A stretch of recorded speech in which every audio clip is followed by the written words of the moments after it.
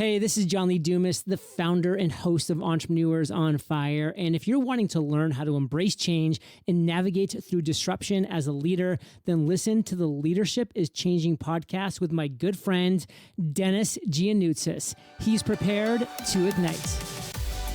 Welcome to Leadership is Changing. Each week, we and our guests provide information and insights through exploring leading change. This is taking your leadership to another level by finding the balance between executive excellence and personal well-being through stories that inspire real change. It's time to adapt in our fast-moving world when leadership is changing with your host, Denis Gianoutsos. Hey, thanks, Denis. It's a pleasure being on your show. Can I just say what an awesome venture you've started with this podcast and how amazing it is to have a forum where leaders can speak and aspiring leaders can learn. Yeah, great. Hey, thank you. Hey, so just given a brief sort of description of your background and experience and so forth in your bio, tell us a little bit more about your background. Yeah, mate. I'm the founder and creative director of the Firm Group and Cloud 39 Shared co-working space, not too far away from where you're based out here in East Tamaki, Botany, Flatbush area. We've got co-workers coming in from all parts of South and East Auckland who use services and facilities. I got into entrepreneurship full-time 5 years ago, but I feel like I've been obsessed with it since I was in preschool, coming from a background of two parents who are entrepreneurs here in New Zealand and still going at it. Prior to getting in full-time involved, I was in corporate consulting sort of roles, and I became a lawyer over in Australia, did a short stint as a pro bono criminal lawyer, decided that was absolutely depressing and decided to get involved with something a bit more passionate and hands-on. Oh, that's excellent. Oh, wow. A criminal lawyer. Wow, that's really interesting. Hey, the name of your group, Firm Group. What does the FURM stand for? So it stands for Free Your Mind. And that was when I set out to set up my own company. I wanted an umbrella brand and an umbrella company for which we do all our projects and ventures under. And I said, okay, what's the ultimate goal of getting into business? And I really just wanted to free my mind, free your mind. I wanted to have more freedom in general. Yeah, excellent. And something that probably leaders need to, or entrepreneurs need to be doing, of course, is freeing their mind to allow them to think and get on with what's probably going to matter, right?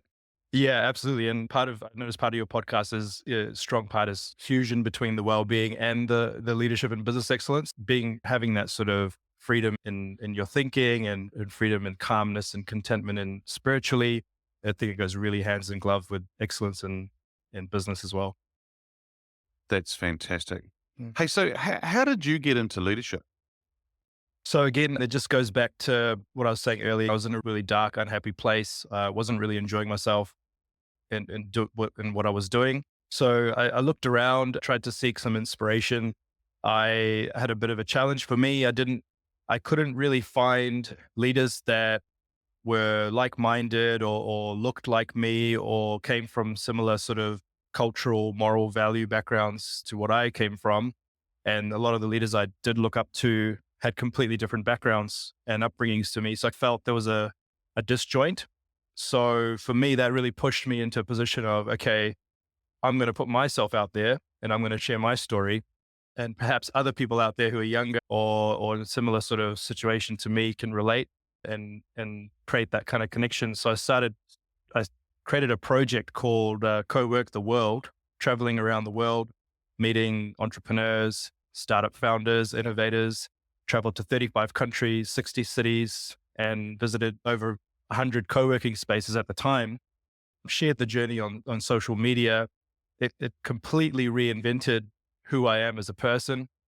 And fortunately, that project got featured on BBC Future, and it led me to creating Cloud 39, which is where I stand today out here in East Tamaki. So yeah, I was really blown away by taking that leap to just try and connect with like-minded people and realizing that there's a whole world out there outside of the little bubble that we often are brought up in. Yeah. Yep. And sometimes that little bubble is all good, but taking that leap and connecting with like-minded people is probably the best thing that we can do as well. But you've gone and taken that to another level, which is going around the world in all those different countries and so forth. Hey, tell me, what was the transition like for you as an individual going from, say, that corporate world, going to into an entrepreneur and so forth? What was the transition like? Oh, it was incredibly raw. I think, fortunately for me, I went straight into the corporate world after high school, university, and they really train you and they groom you, and you really get looked after. It's amazing how well you get looked after in the corporate environment. And when you're thrown into an entrepreneurial environment, it's like a jungle and you're not the lion. You just got to absolutely, a lot of the actions and a lot of the steps that you take are impromptu.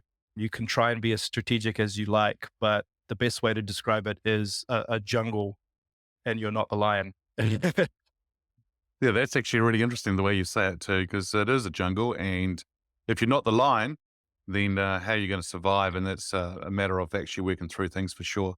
Yeah, it's good. Hey, I think you alluded little bit before about some leaders that you've been around and so forth. So the question here is, and there may be several, but I just want to ask you to think of one. Who is your favorite leader? Now, this person could be alive or from history. So who's your favorite leader and why? I'm going to break the rules, Dennis. I'm going to mention three. I'm not sure if that's allowed, but I can't think of one because these three have probably made a huge impact to me personally and professionally. My first is Walt Disney.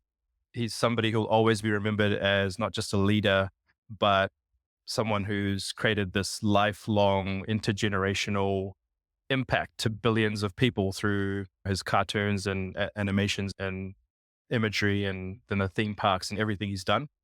And then the second one is Chuck Feeney. Not sure if you're familiar with Chuck, but he's a billionaire who donated all his wealth before dying. So he's not a socialist. He's a hardcore capitalist, but he really believed in driving social change and helping create more opportunity and equality with his wealth. And then the third is I don't think I'd be allowed to finish this podcast if I didn't mention my father. So he's been a huge inspiration for me and continues to be that way. Incredible values of hard work ethic, equality across humanity, treating our planet with love and respect, being generous, giving back, being kind, all of those sort of values that I've been fortunate to learn from him and hope to continue to aspire. Wow, three fantastic examples. So thank you for sharing. And good on you for breaking the rules, because I think that's what you do as a leader too, right? The rules are rules, but you always have to look at where you can push the boundaries for sure. But three people that you've chosen, selected and shared with us, fantastic. So good on you. So you're in the US right now, and your seasons and my season are a little bit different from different parts of the world. We're in summer. And so I'm sitting here a little bit, sweating a little bit, and you are in winter. Is that right? Yes, I'm slightly jealous, Dennis, just because it is cold. It's a little dreary and rainy today. I much rather be in warm temperatures in my kayak. Yeah, fair. Oh, yeah, true. The kayak, yeah. Hey, so if I've done an introduction about you, is there anything else around your background that'd be quite interesting to our listeners? Anything else you'd like to share? Yeah, so I'm a native Virginian. I'm about hours south of DC. I'm originally from Norfolk area and Hampton Roads area, so I've always been in this area.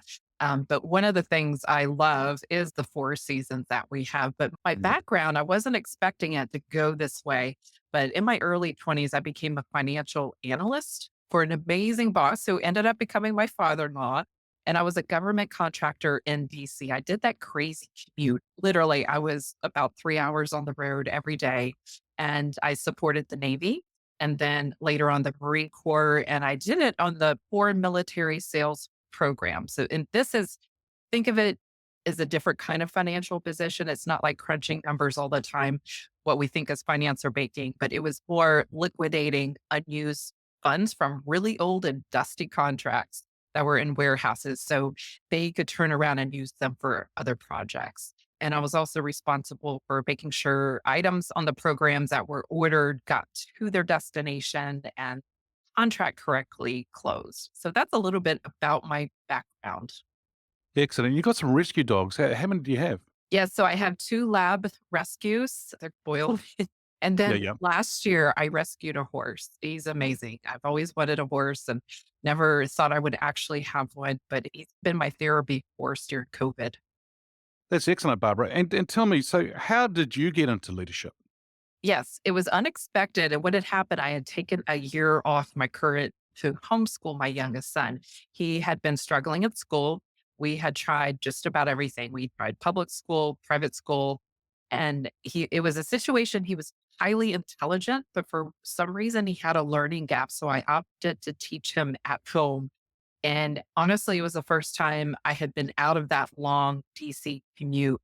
And I started to take a long, hard look at my life. And I asked myself if I wanted to go back to what I was doing. And it was a great paycheck, but it was not internally fulfilling for me. And one of my values, it's ironic because one of my values is peace. And one of the programs I was working for was a missile program. So tell me if that isn't misaligned or not. So I opted not to go back to my current position. It was probably the scariest step I had ever taken, but I always wondered if there was something more to life. And about that time, my husband had joined a leadership development organization to grow his own leadership. And I just decided to be part of it, mostly because he was meeting some pretty awesome people. In fact, that's where I met you, Dennis. And I decided until I figured out a new path, I would focus on developing my leadership and communication skills. And I fell in love with coaching and realized I was already using those skills, and I naturally love to listen and ask questions. So it made perfect sense to me. Yeah, wonderful. And yeah, it was great. I think, I don't know, it's probably what, 8, 9 years ago is when we met? Yes, I believe Yeah, that. yeah, fantastic. Barbara, so this person can be alive or from history. And the question here is, who's your favorite leader and why? Yeah. So there's many people that I admire out there, and we could probably spend a couple hours talking. But I have to say, in recent years, it's been Dr. Daniel Amen. He's a brain specialist and a double board psychologist. And I think of him as a maverick in his field because he doesn't just view brain health as physical, but as part of everything we do, to the point where his lens is brains run the world. They run the stock market, businesses, churches, government. And if our brain is healthy and working, we're likely to be successful. And if it's not working as well, it impacts our decisions, our focus, our relationship, judgment, and character. So he's on this mission to create a brain health revolution to empower leaders so they can have greater success. And I was struggling in the areas of focus and attention, and he ended up impacting my brain. And so I was able to experience that at a personal level so I can do my own stuff greater. Yeah, and that's why you're now a main clinic brain health coach. Is that right? Yes, I decided to tie in the personal development, leadership, and brain health because there's so many things that we can do that are brain based to make our life and our work a little bit easier. Yeah, excellent. You and my partner Mary should get together and have a good chat because she's been doing a master's in neuroscience and she's known as the neuro change coach. And yeah, definitely for you to catch up for sure. So yeah, great. Yeah, that's a great example of somebody who's the brain runs the world. I like that. That's fantastic. Hey, the show here is called Leadership is Changing. And when I say that statement or the title of the show, what does that mean to you? Yeah, that's such an important topic anytime, especially now. I feel like for me, that means that I need to be in tune with what is changing. And not only what is changing, but how am I going to respond to those changes? Because if I wait and do nothing, I'm not meeting the need and demand out there. There's a term I've been hearing more often, and it's called cognitive flexibility. And it's the ability to be flexible to the change, what you're thinking about, how you're thinking about it, and even what you think about it. In other words, it's the ability to change your mind, but also your approaches. And cognitive flexibility is required in many ways throughout the workday and in leadership.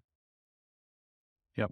Okay, so it's really important. The brain is so powerful, and then the brain is also so important in the sense that we as leaders, we've all got brains, and so we need to use them, but also understand where we're at with things at times. And I like what you say there in the relation to actually the way that we respond to change and the way we do it. Because Barbara, what I talk about is that there is a lot of things that are happening in change and it's out of our control. But there are two things that are in our control. One is our attitude and the way we react to it. So that's what you're talking about. And number two would be where we are going next. And I think they're really important things for us to talk about. So I really like what you just shared there. Yes. And what they found is leaders who do exhibit this cognitive flexibility trait, they can handle those transitions more easily. Not that they're easy, but they can move through them. They can shift between tasks a little bit more in stride and apply learning in one area for greater problem solving. And would they also be able to, there's that word out there, adapt, pivot, whatever you want to call it. Are they able to do that quicker than others? Yes, and they have a different view, and so they can apply this to decision making and as well as communication within a team, but also transfer those skills and help them become more aware of how to be more flexible. Thank you for listening to this episode of Leadership is Changing with your host, Denis Gianoutsos. Each week, we and our guests provide information and insights through exploring leading change, inspiring executives and leaders to adapt and lead a bigger game in a fast-moving world.